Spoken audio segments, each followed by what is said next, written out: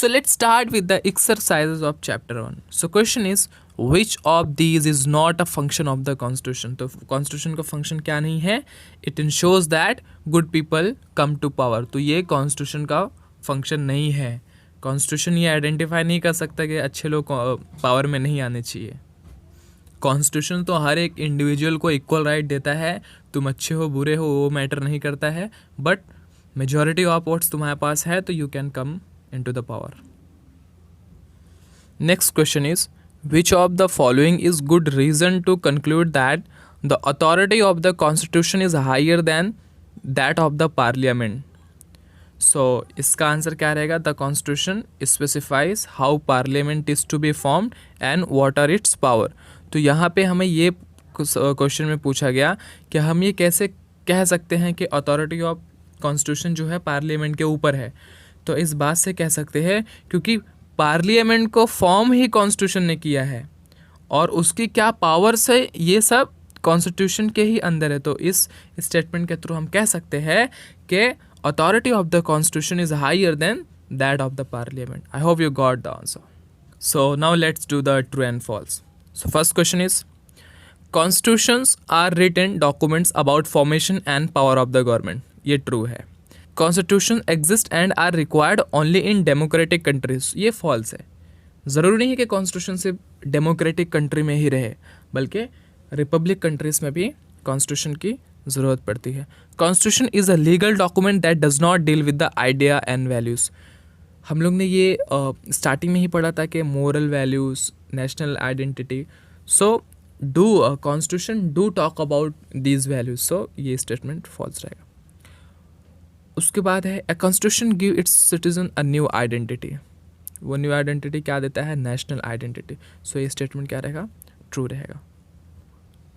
ऊपर हम लोग ने ट्रू एंड फॉल्स के, वहाँ पे कोई रीज़न नहीं दिए कि ये ट्रू है तो क्यों ट्रू है, ये फॉल्स है तो क्यों फॉल्स है, बट यहाँ पे हमें रीज़न भी देना पड़ेगा. ये करेक्ट है तो क्यों करेक्ट है और इनकरेक्ट है तो क्यों इनकरेक्ट है. सो पहला स्टेटमेंट है, the constituent assembly did not represent the Indian people since it was not elected by all citizens. तो स्टेटमेंट क्या कहता है कि ये जो कॉन्स्टिट्यूएंट असेंबली बनी थी वो इंडिया के लोगों को नहीं रिप्रेजेंट करती थी क्योंकि ये इंडिया के लोगों को द्वारा नहीं चुनी गई थी. तो ये स्टेटमेंट इनकरेक्ट है. क्यों इनकरेक्ट है? कॉन्स्टिट्यूएंट असेंबली को इनडायरेक्टली इलेक्ट किया गया था members of provincial legislative assembly के द्वारा, जो कि एग्जिस्ट करती थी अंडर द ब्रिटिश राज.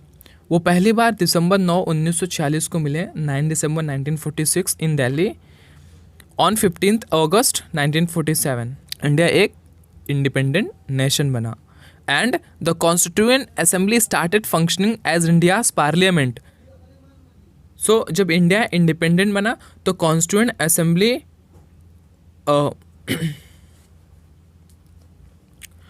जब इंडिया इंडिपेंडेंट बना तो कॉन्स्टिट्यूएंट असेंबली ही एज अ इंडियन पार्लियामेंट काम करने लगी.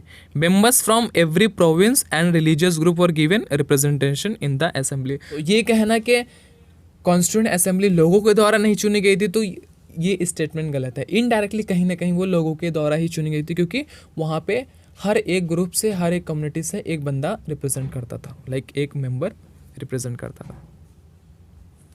Second statement talks about constitution making did not involve any major decision since there was a general consensus among the leaders at the time about its basic framework. So इस statement का कहना ये है कि जब पहले ही ऑब्जेक्टिव रेजोल्यूशन पास हो गया था, उसमें पहले ही एक बेसिक फ्रेमवर्क तैयार किया गया था कि किन चीज़ों को सोच के, किन चीज़ों को ध्यान में रख के हमें कॉन्स्टिट्यूशन को बनाना है.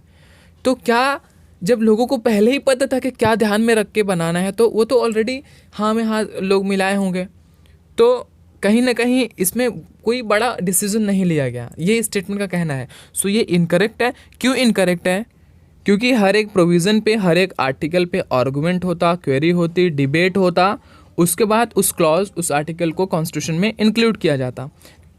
उसके अलावा doctor Ambedkar, Pandit Jawaharlal Nehru, Rajendra Prasad, Maulana Azad and Sardar Patel को बहुत सारी चीज़ों में आपस में डिसएग्रीमेंट्स थी. तो फिर सब लोग ने आपस में डिबेट करके एक फाइनल पॉइंट में आके उस आर्टिकल को कॉन्स्टिट्यूशन में इंक्लूड किया गया. तो यहाँ ये कहना कि सब पहले से ही तय था, यहाँ पे डिबेट का कोई मतलब नहीं हो, तो ये स्टेटमेंट उस वजह से रॉन्ग है।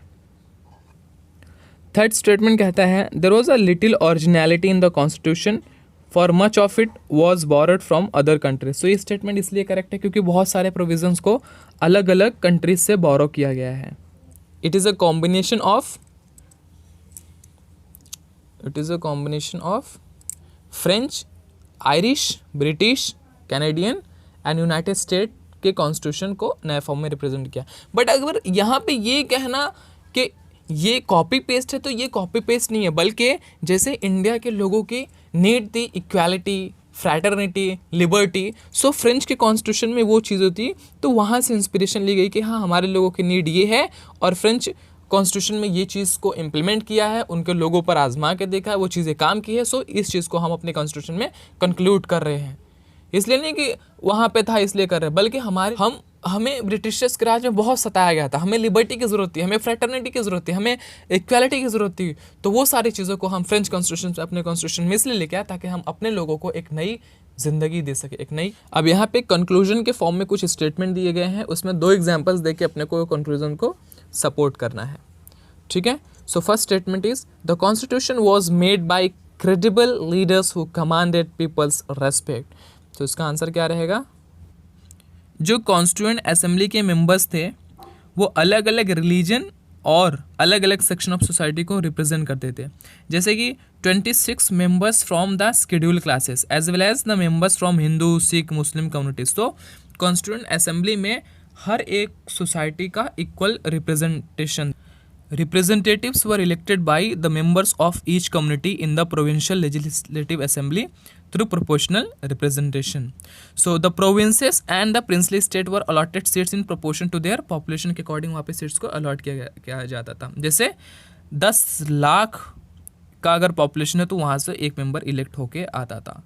Like Nehru, Patel, Rajendra Prasad and Ambedkar were also part of national movement and enjoyed credibility amongst masses. तो इस वजह से ये 2 स्टेटमेंट के साथ हम पहले स्टेटमेंट को सपोर्ट कर सकते हैं। The Constitution has distributed power in such a way as to make it difficult to subvert it. जैसे कि अगर कोई एक पर्टिकुलर बॉडी चाहे कि कॉन्स्टिट्यूशन में फिर बदल करे या फिर कोई एक बॉडी को डिस्ट्रॉय करना चाहे तो नहीं हो सकता है, इस तरह से कॉन्स्टिट्यूशन को बनाया गया है। The Constitution has horizontally distributed power among different institutions of judiciary, legislature, and executive. And the statutory bodies like election commissions, if one institution tried to exploit it, other institutions check it.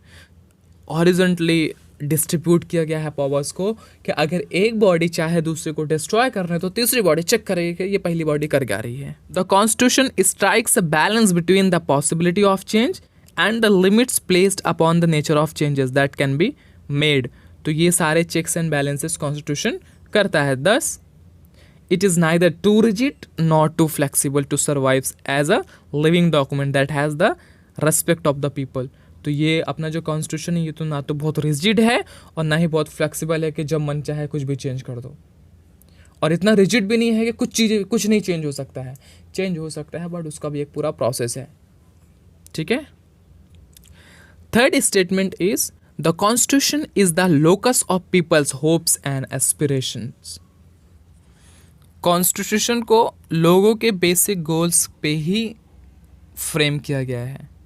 जो भी needs nationalist movements के दौरान लगी थी, जैसे कि उस time पे जो डिफ़िकल्टीज इंडियन पीपल फेस कर रहे थे, इक्वालिटी नहीं मिल रही थी, लिबर्टी नहीं मिल रही थी, तो वो सारी चीज़ों को रिफ्लेक्ट किया गया ऑब्जेक्टिव्स और रेजोल्यूशंस के थ्रू कि ये सारी चीज़ें हमारे कॉन्स्टिट्यूशन में रहनी चाहिए। The constitution provides institutional expression to ideas of equality, liberty, sovereignty, democracy and cosmopolitan identity. तो ये सारी चीज़ें कॉन्स्टिट्यूशन प्रोवाइड करता है उसके सिटीजन्स को। अब आते हैं पहले क्वेश्चन की तरफ, जो है why is it necessary for a country to have a clear demarcation of powers and responsibilities in the constitution? What would happen in the absence of such demarcation? It means कि ये क्यों ज़रूरी है कि हर एक कॉन्स्टिट्यूशन में ये चीज़ mention रहनी चाहिए कि कौन सी बॉडी है, उसकी क्या पावर है, उसके कैसे उसमें लोगों को अपॉइंट करना है या फिर वो बॉडी कैसे फॉर्म होगी, ये क्यों ज़रूरी है, अगर ऐसी चीज़ें नहीं है तो क्या होगा, तो इसका हमें आंसर देना है। Clear demarcation of power and responsibilities in a constitution क्यों ज़रूरी है, क्योंकि demarcation allows the institutions to work efficiently without any interference और overlapping of power and responsibilities. So पहला रीज़न ये हुआ। Second, absence of such demarcation would lead to clashes between the various institution. क्या अलग अलग इंस्टीट्यूशन में clashes होंगे अगर डिमार्केशन नहीं प्रेजेंट होगा, तो that derive their power from constitution and ultimately subvert it. Why is it necessary for a constitution to place limitations on the rulers? Can there be a constitution that gives no power at all to citizens? ये क्यों ज़रूरी है कि constitution rulers पे limitations लगाए? क्या ऐसा भी कॉन्स्टिट्यूशन हो सकता है जो लोगों को कोई भी पावर ना दें? ये क्यों ज़रूरी है? क्योंकि absence of limitations would lead to authorization form of government, और जो क्या वजह बन सकता है, लोगों के ह्यूमन राइट के लिए खतरा बन सकता है। There can not be any constitution that gives no power at all to the citizens. ऐसा कोई कॉन्स्टिट्यूशन नहीं हो सकता है जो अपने लोगों को पावर ना दे, as they make up the fabric of the state. फिर वो तो अपने हिसाब से सब कुछ करने लगे ना, जो रूलर रहेगा। The institution of the states that are meant to serve the citizens, जो एक इंस्टीट्यूशन होता है स्टेट का जिसका मेन उद्देश्य, मेन मकसद है लोगों के को सर्व करना, लोगों के प्रॉब्लम्स को सॉल्व करना, would end up denying them their rights in such a. ऐसे केस में क्या होगा कि वो उनके राइट्स को भी डिनाई करेंगे। क्वेश्चन नंबर 8, पहले इसके क्वेश्चन को समझते हैं। जापानीज कॉन्स्टिट्यूशन को तब बनाया गया था जब यूएस ऑक्यूपेशन आर्मी, जब यूएस की आर्मी वहाँ पर, यूएस की आर्मी का कंट्रोल जापान पर था, जब वो सेकेंड वर्ल्ड वॉर में हारे थे। The Japanese constitution could not have had any provision that the US government did not like. So Japanese constitution में कोई भी आर्टिकल प्रोविजन ऐसा नहीं है जो यूएस गवर्नमेंट नहीं लाइक करती है। So do you see any problem in this way of making the constitution? क्या तुम्हें नहीं लगता कि इसमें कोई प्रॉब्लम है कि यूएस के इंटरेस्ट पे इसका जापान का कॉन्स्टिट्यूशन बना के, मान लो कुछ प्रोविजंस वो अपने दिली ख्वाहिश से डालना चाहते हो, बट जस्ट बिकॉज यूएस को की गवर्नमेंट को नहीं पसंद था वो लोग नहीं डाले, तो क्या तुमको इसमें कोई प्रॉब्लम दिखती है? So let's answer this question. So इसमें तो सबसे बड़ी प्रॉब्लम यही है कि जो constitution influence by external factors के यूएस के गवर्नमेंट के लाइक्स एंड डिसलाइक्स पे डिपेंड था। Occupants in that it does not represent the wills, goals and aspiration of the citizen of the country. So अब लोगों की क्या कुछ नीड रही होगी, बट जापानीज के कॉन्स्टिट्यूएंट मेकर्स उसमें ऐड करना चाहते थे, बस जस्ट बिकॉज यूएस गवर्नमेंट को वो चीज़ पसंद नहीं थी, यूएस गवर्नमेंट के खिलाफ थी, तो यूएस गवर्नमेंट ने नहीं उसमें पुट ऑन करने दिया। So citizens have little participation in this type of government and institutions that are imposed upon them. तो citizens का बहुत ही कम रोल रहा ऐसे टाइप में जब कॉन्स्टिट्यूशन बना, तो कॉन्स्टिट्यूशन बनाने के टाइम में। It also compromises on the sovereignty of the country. ये कंट्री की सॉवरनिटी क्या होती है कि यहाँ पे किसी एक्सटर्नल का कोई फोर्स ना हो, बट यहाँ पे हम देख सकते हैं कि यूएस गवर्नमेंट सीधा पूरी थी कि अगर कोई चीज़ मुझे नहीं पसंद है वो तुम कॉन्स्टिट्यूशन में नहीं डालोगे। Thus in many ways it is an enforced constitution. तो हम कह सकते हैं कि जापानीज कॉन्स्टिट्यूशन क्या कॉन्स्टिट्यूशन था? इन्फोर्स्ड कॉन्स्टिट्यूशन था। और उसी कॉन्टेक्स्ट में जब हम Indian experience of constitution making की बात करते हैं तो थोड़ा डिफरेंट था। क्यों डिफरेंट था? क्योंकि ये बेस था ideologies that are influenced by nationalist movement.